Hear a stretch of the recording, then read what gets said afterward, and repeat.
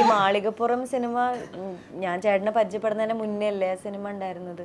അപ്പൊ എനിക്ക് സത്യം പറഞ്ഞാൽ ഞാൻ തിയേറ്ററിൽ പോയിട്ട് ആ സിനിമ കണ്ടപ്പോ ഞാൻ കുറെ കരഞ്ഞു. അല്ല അതിനകത്ത് വേറെ കാര്യം പറയാണ്ട് ഇപ്പഴത് ഓർത്തത് പറയാൻ മറന്നുപോയി. മാളികപ്പുറത്തിലെ ദേവുവിന്റെ ക്യാരക്ടറല്ലേ, ഞാൻ ഗോപിയെ കാണുന്നത് പിന്നീടാണല്ലോ. ഞാൻ വീട്ടിൽ ചെമ്പോ ഇവളുടെ റിയൽ ലൈഫിൽ ഇവളതാ. കാരണം എന്താ വെച്ചാൽ ഞാൻ ഡിക്റ്റോ അത് തന്നെയാണ്. കാരണം എന്താന്ന് വെച്ച് കഴിഞ്ഞാൽ അങ്ങനെയല്ല, ഞാന് 4 വർഷം പോയിട്ടുണ്ട് ശബരിമലയ്ക്ക്. അപ്പോൾ ലാസ്റ്റ് ടൈം പോകുമ്പോൾ തിരിച്ചിറങ്ങുമ്പോൾ അച്ഛൻ പറഞ്ഞു, മോളെ ഇനി അടുത്ത വർഷം പോകാൻ പറ്റില്ല.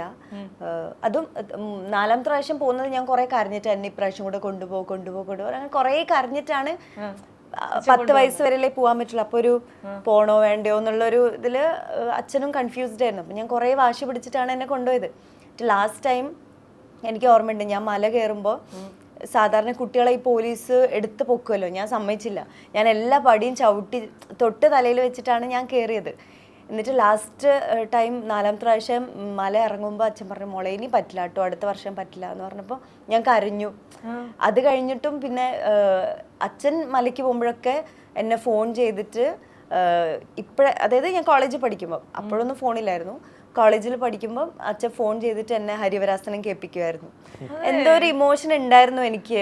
അപ്പോൾ എനിക്ക് ആ സിനിമ കാണുമ്പോൾ ഭയങ്കരമായിട്ട് എന്നെ ടച്ച് ചെയ്യുന്നുണ്ടായിരുന്നു. എപ്പോഴും ഒരു അയ്യപ്പന്റെ സ്റ്റാച്ചു കൊണ്ടുനടക്കുമല്ലോ, അതുപോലെ ഒരു അയ്യപ്പന്റെ ഒരു കുഞ്ഞി സിൽവർ ചേട്ടാ ഞാൻ എപ്പോഴും കൊണ്ടു നടക്കുന്നതാണ്. പിന്നെ ഇവളെപ്പോഴും അയ്യപ്പാന്ന് വിളിക്കും.